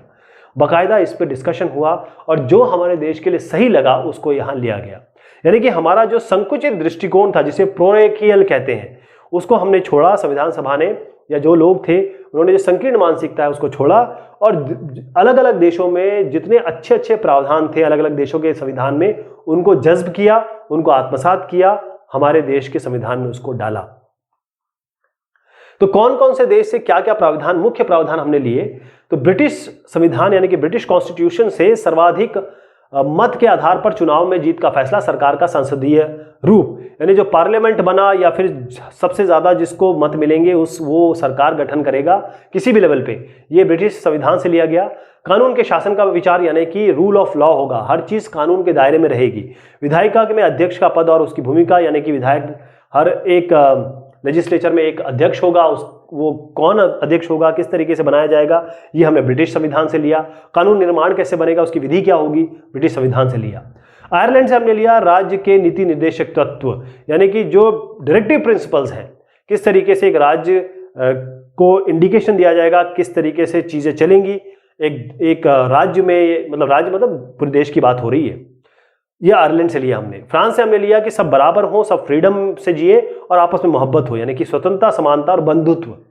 अमेरिका से हमने लिया मौलिक अधिकारों की सूची यानी जो हमारी फंडामेंटल राइट्स हैं, क्या एक इंसान को एज ए ह्यूमन बीइंग क्या क्या फंडामेंटल राइट्स उसको मिलने चाहिए, और न्यायिक पुनरावलोकन की शक्ति और न्यायपालिका की स्वतंत्रता यानी अगर कोई ऐसी चीज आ जाती है उसमें, जैसे हमारे पास हाई कोर्ट है, अगर हम हाई कोर्ट पे जाते कोई दिक्कत होती है, हमें उसके रूलिंग ठीक नहीं लगती, तो हम सुप्रीम कोर्ट में जा सकते हैं। तो अलग अलग लेवल पे हम अपनी चीजें पेश कर सकते हैं और न्यायपालिका स्वतंत्र होगी, यानी न्यायपालिका ऐसा नहीं होगी सरकार के अंडर में, वरना तो सरकार सारे काम करा लेगी न्यायपालिका से। न्यायपालिका बिल्कुल भिन्न होगी, वो अपने आप में पावरफुल होगी, जैसा हमारा कॉलेजियम सिस्टम है। कनाडा से हमने क्या क्या लिया, एक अर्ध संघात्मक सरकार का स्वरूप यानी सशक्त केंद्रीय सरकार वाली संघात्मक व्यवस्था, जिसमें जो सेंट्रल सरकार होगी वो पावरफुल होगी और उसके बाद बाकी हर एक प्रोविंस में अलग अलग सरकार होगी। अवशिष्ट शक्तियों का सिद्धांत यानी कि जो शक्तियां हैं उसका डिस्ट्रीब्यूशन हो और प्रॉपर तरीके से सबको शक्तियां यूज करने को मिले। तो हमने ये देखा कि संविधान निर्माताओं ने बड़ी दूरंदेशी करके, आज भी देखिए इतने साल हो गए, हमें संविधान को ही बाइबल मानते हैं। जो भी हमारे मूल्य थे, आकांक्षाएं थी, जो स्वतंत्रता आंदोलन से निकल के आई थी, उन सबको लेकर संविधान सभा ने या संविधान हमारा बना है। दुनिया की हर एक चीज को हमने आत्मसात किया जो अच्छी थी, और हम उस केवल एक कागज का पोथा हमने नहीं बनाया, बल्कि ऐसी चीज बनाई जिसको लोग रिस्पेक्ट करने लगे। तो एक दस्तावेज है हमारा, खासतौर पे हम देखें कि हमारा और दक्षिण अमेरिका का बड़ा पॉपुलर संविधान है। 3 वर्ष लगा इसको, लेकिन 3 वर्ष के बाद, जिसे कहें देर आए दुरुस्त आए, 3 वर्ष के बाद एक बहुत अच्छी चीज हमें मिली। और जितने भी लोग हैं, चाहे अलग अलग समुदाय, क्योंकि हमारा देश इतना डाइवर्स है, हमारे देश से ज्यादा डाइवर्सिटी कहीं हो ही नहीं सकती। हर तरीके का धर्म, हर तरीके के लोग, हर तरीके का वातावरण, हर तरीके का टेम्परेचर, हर तरीके के मान्यताएं सब यहाँ पर अवेलेबल है। इन सबको एक किताब में पिरोना और सबके लिए एक ऐसी चीज बनाना जो सबको मान्य हो, बहुत बड़ी बात थी। संविधान क्यों और कैसे, संविधान है क्या, मेनली हम बात करेंगे हिंदुस्तान के संविधान की और फिर रिलेट करेंगे इसको और भी संविधान जो अलग अलग देशों में हैं। तो किसी देश का, पहले संविधान की हम अवधारणा को समझेंगे, परिभाषा। किसी देश का संविधान उसकी राजनीतिक प्रक्रिया का वह मूलभूत ढांचा निर्धारित करता है जिसके द्वारा उसकी जनता शासित होती है। संविधान बताता है कि सरकार कैसे बनेगी, किस तरीके से बनेगी, क्या काम होंगे। इसके अलावा सरकार जब बनेगी तो संविधान के तहत नागरिकों के लिए वो क्या करेगी, नागरिकों के लिए क्या नहीं करेगी। तो संविधान किसी राज्य की सरकार के तीनों प्रमुख अंगों, इस राज्य का मतलब है एक देश के बारे में बात हो रही है। तो जो 3 मुख्य अंग होते हैं किसी भी देश के या किसी भी सरकार के 3 मुख्य अंग समझ सकते हैं, विधायिका, कार्यपालिका और न्यायपालिका। तो संविधान स्थापना करता है विधायिका की जो कानून बनाता है, जिसे हम लेजिस्लेचर कहते हैं, कार्यपालिका जो एग्जीक्यूशनरी है, जो भी कानून बनते हैं उनको एग्जीक्यूट करना, और न्यायपालिका अगर कोई दिक्कत आती है, कोई कॉन्फ्लिक्ट आता है तो उसको रिजॉल्व करना। संविधान सरकार के तीनों अंगों की शक्तियों की व्याख्या करता है कि इनकी शक्तियां क्या होंगी, यानी कि पावर डिस्ट्रीब्यूशन, इसे हम कहें शक्तियों का बंटवारा, सत्ता का बंटवारा, इसकी व्याख्या संविधान में होती है। और यह भी कि किस सीमा तक ये जा सकते हैं, इनके कर्तव्यों की सीमा कहां तक है, बाउंड्री कहां तक है। साथ में संविधान सरकार के जो तीनों अंग हैं, मेन 3 अंग है, इसके अलावा भी बहुत सारी चीजें होती हैं, बहुत सारी संस्थाएं हैं सरकार के अंतर्गत या फिर देश में जो अलग अलग संस्थागत चीजें आती हैं, लेकिन ये जो 3 अंग है मेन, इनके बीच में आपसी रिलेशनशिप क्या है, संबंध क्या है और जनता के साथ क्या संबंध है, इसके बारे में भी तय करना, डिफाइन करना, स्पष्ट करना संविधान का काम है। संविधान जनता के विशिष्ट सामाजिक, राजनीतिक और आर्थिक प्रकृति, आस्था और आकांक्षाओं को पूरा करने का काम करता है तथा अराजकता को रोकता है। आप और मैं, हो सकता है आप किसी और धर्म के हो, मैं किसी और धर्म का हूं, मैं गरीब हूं, आप अमीर हैं, यह हमारे बीच में बहुत सारे अंतर हो सकते हैं। हमारी क्या मान्यताएं हैं, हमारी क्या आवश्यकताएं हैं, हमारी क्या जरूरतें हैं, चाहे वो सामाजिक हो, चाहे राजनीतिक हो, चाहे हमारे पैसे से रिलेटेड हो, आर्थिक हो, हमारी जो भी इच्छाएं, आकांक्षाएं या जो भी हमारी एक सरकार से या संविधान से, एक देश से जो एक नागरिक की आकांक्षाएं होती है, एस्पिरेशंस होती हैं, उनको पूरा करने का काम संविधान करता है। और यह भी देखता है कि हम और आप कोई गलत काम ना करें, अराजकता ना फैल जाए, कोई ऐसी चीज ना हो जिससे शांति भंग हो। सवाल ये उठता है कि संविधान की आवश्यकता क्यों पड़ती है। मैन और human being is a social animal. मनुष्य एक सामाजिक प्राणी है। तो समाज अलग अलग लोगों से बनता है। अगर आपकी गाड़ी पंचर होती है तो आप पंचर वाले के पास जाते हैं, उसे ठीक करवाते हैं। आप खुद ठीक नहीं कर पाते हैं क्योंकि उसके लिए आप ट्रेन नहीं है, आपके पास वो सामान नहीं है। तो हर एक आदमी का एक समाज में कोई ना कोई वजूद है, उसकी इंपॉर्टेंस है। तो समाज विभिन्न प्रकार के समुदायों से बनता है। अलग अलग समुदाय हैं, अलग अलग व्यवसाय है, अलग अलग काम करने वाले, अलग मान्यताओं वाले लोग हैं। अब इन समुदायों में तालमेल बिठाना, चाहे जातिगत भेद हो, चाहे रिलीजियस भेद हो, चाहे और किसी तरीके की बीच में भिन्नताएं हो, इनमें तालमेल बिठाना, ये संविधान, इसके लिए संविधान जरूरी हो जाता है। दूसरा यह है कि मान लीजिए एक बहुसंख्यक समाज है और एक अल्पसंख्यक समाज है। अब बहुसंख्यक समाज अगर उत्पीड़न करने लगे अल्पसंख्यक समाज का या मार्जिनलाइज कम्युनिटी का, हाशिए पे जो है, तब तो देश में अराजकता ही रहेगी। तो संविधान जनता में इन साहब लोगों में जो अल्पसंख्यक में आते हैं, जो मार्जिनलाइज है, जो गरीब है, उनमें यह विश्वास पैदा करता है कि क्या मूलभूत नियम है और वो नियमों को हर आदमी को, हर एक इंसान को, हर समुदाय को, हर सरकार को फॉलो करना पड़ेगा। आखिर निर्णय कौन लेगा? क्योंकि आप कह सकते हैं कि मेरा समाज बेहतर है, मेरा समाज बेहतर है, मैं निर्णय लूंगा, तो तय कौन करेगा कि शक्ति किसके पास होगी, निर्णय कौन लेगा? संविधान यह तय करता है कि निर्णय कौन ले सकता है, डिसीजन कौन ले सकता है, कौन क्या कर सकता है, यानी कि सब चीजें बिल्कुल डिफाइंड है, ये संविधान करता है। इसके अलावा जितने भी, क्योंकि जब देखिए अगर आप स्कूल में 8 बजे का टाइम है, 8 बजे नहीं पहुंचते हैं तो आपका पहला पीरियड निकल जाएगा। तो अगर हम 8 बजे का टाइम चेंज कर दें तो बच्चे अपने आप आएंगे, अपने आप चले जाएंगे, अपने टाइम पे आएंगे। तो कोई ना कोई नियम जरूर होना चाहिए कि बच्चे 8 बजे आए। तो कुछ नियम उपनियम बहुत जरूरी होते हैं, चाहे वो सरकार निर्माण की बात हो, उनकी शक्तियों की बात हो, उनकी शक्तियों की सीमाओं की बात हो। तो संविधान सरकार की इन सारी चीजों का निर्धारण करता है। फिर से मैंने बताया कि यहां पर एक साहब है जो गरीब है, जो मार्जिनलाइज्ड है। तो एक न्यायपूर्ण समाज हो कि अगर मान लीजिए ये इनका उत्पीड़न करता है तो ऐसा लॉ ऑफ स्टेट हो या कानून का राज हो कि इन्हें डर ना लगे, इन्हें पता है कि अगर ऐसा कुछ होता है तो एक न्यायपूर्ण समाज है। और इसकी स्थापना, इसकी अवधारणा संविधान तय करता है, संविधान बनाता है। आप में वो एक ढांढस बंधाता है, हम यहां सेफ हैं और सब चीजें नियम कानून के हिसाब से चलती हैं।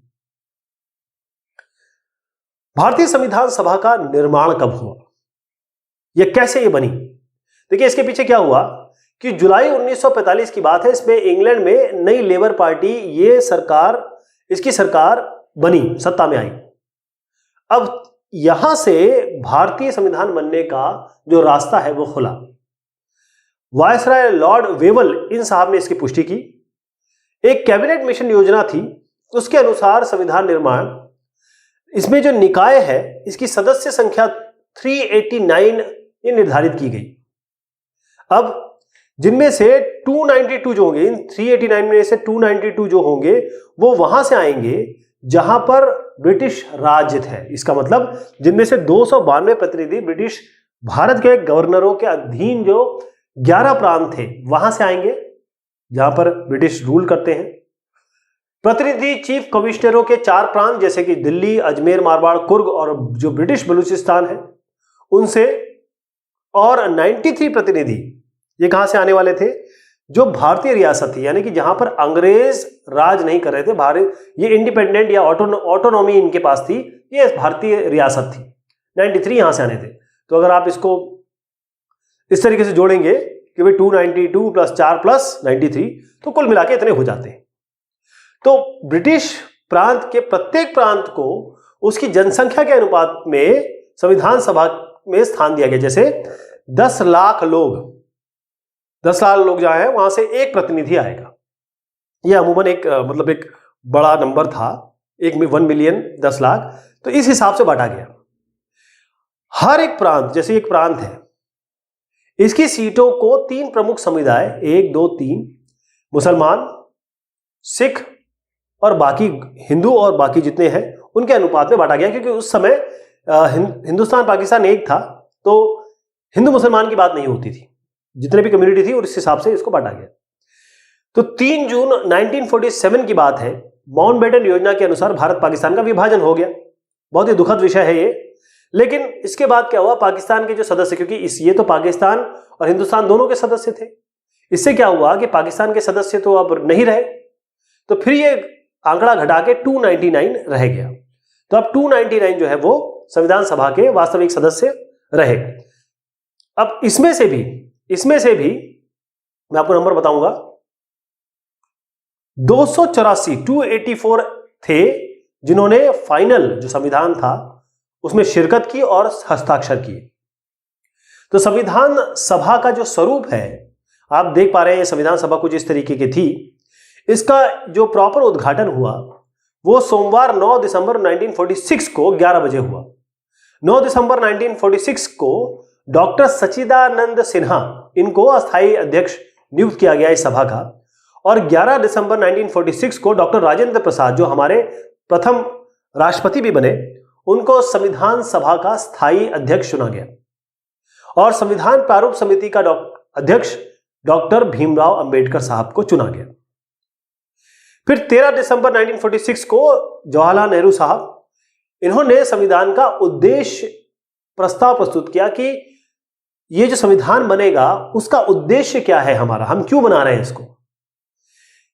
इससे जो उन्होंने जो पॉइंट्स बताए, क्योंकि सभी के समरस पॉइंट थे ये, इसमें भारत के भावी प्रभुता संपन्न लोकतांत्रिक गणराज्य की रूपरेखा प्रस्तुत की गई कि कैसा देश हम चाहते हैं, जो राष्ट्रीय आंदोलन के बाद 200 साल बाद जो हम एक नए की आज़ादी, उसके बाद जो हमें आज़ादी मिली है, उसके हिसाब से हम कैसा एक देश चाहते हैं। 22 जनवरी 1947 को संविधान सभा ने इसे स्वीकार किया। फिर 26 नवंबर 1949 को इसको अंगीकृत जो कर लिया गया था। भारतीय संविधान में 448 अनुच्छेद, 25 भाग तथा 8 अनुसूचियां थीं। तो इस समय अनुसूचियां 8 से बढ़कर 12 हो गई हैं। कितनी हो गई है उस समय? इस समय 8 थी, अब 12 हो गई है। संविधान बनाने में तकरीबन 3 साल का समय लगा, 3 वर्ष, जिसको अगर मैं बहुत कॉन्क्रीट बताऊं तो 2 वर्ष 11 महीने और 18 दिन का समय लगा। 167 बैठकें हुई, मीटिंग्स हुई, डिबेट हुए, आपस में डिस्कशन हुए।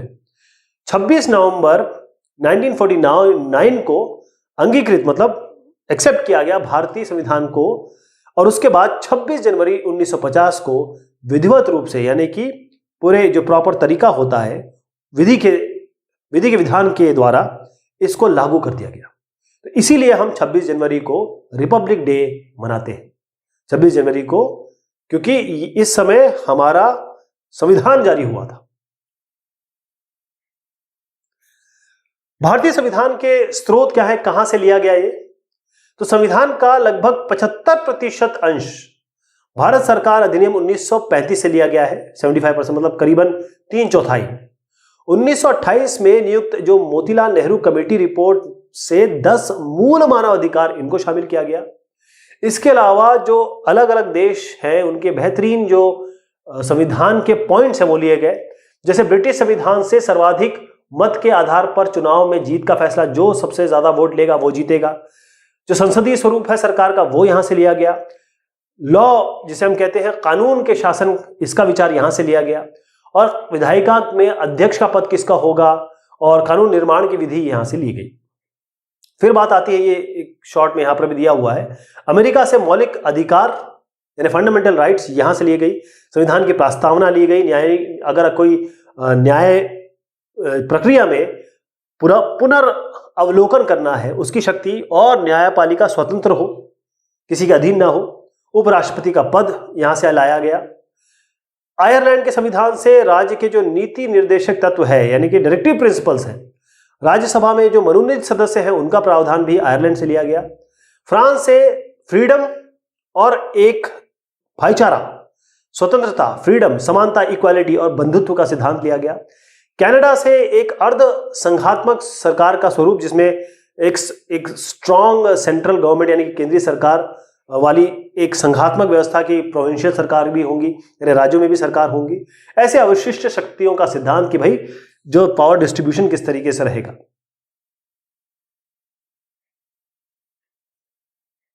तो ये बात हुई आपके कॉन्स्टिट्यूशन, संविधान कैसे, व्हाई एंड हाउ। बहुत शुक्रिया, बहुत मेहरबानी आप सभी की।